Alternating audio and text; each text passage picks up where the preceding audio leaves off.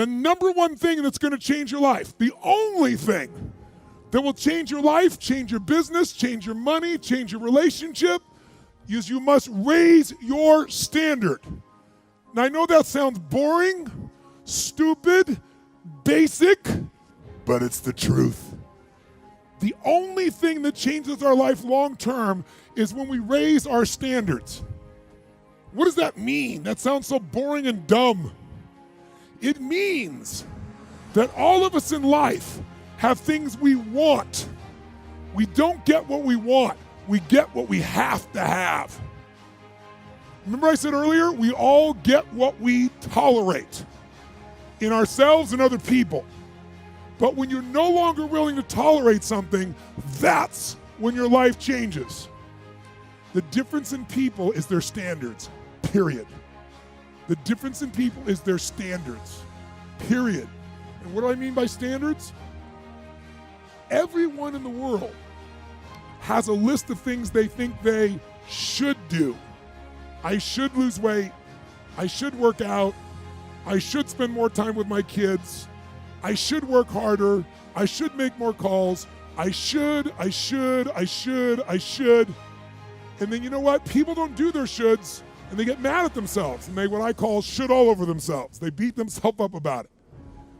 What changes people is when your should becomes a must. When suddenly the thing you said should happen has to happen. That's when human beings change.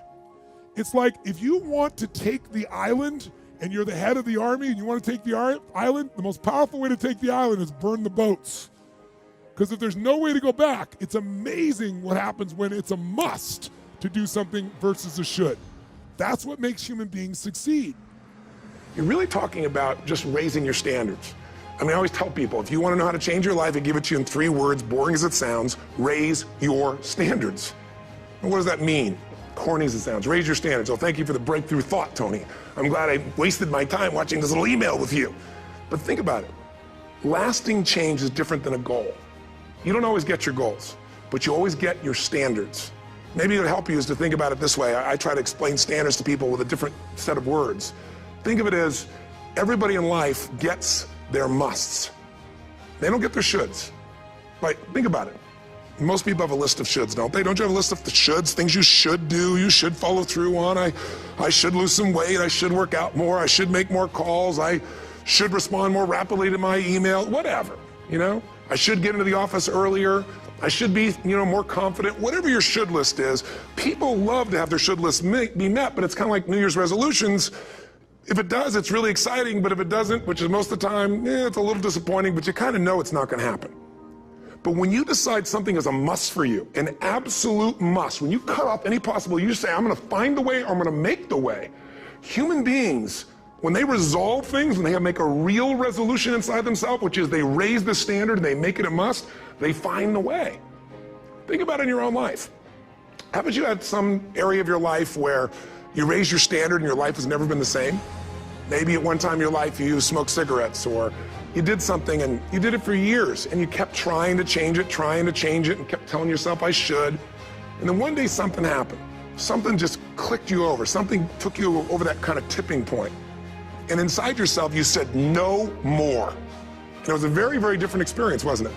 Something inside of you shifted and what was a should became a must, and you've never gone back.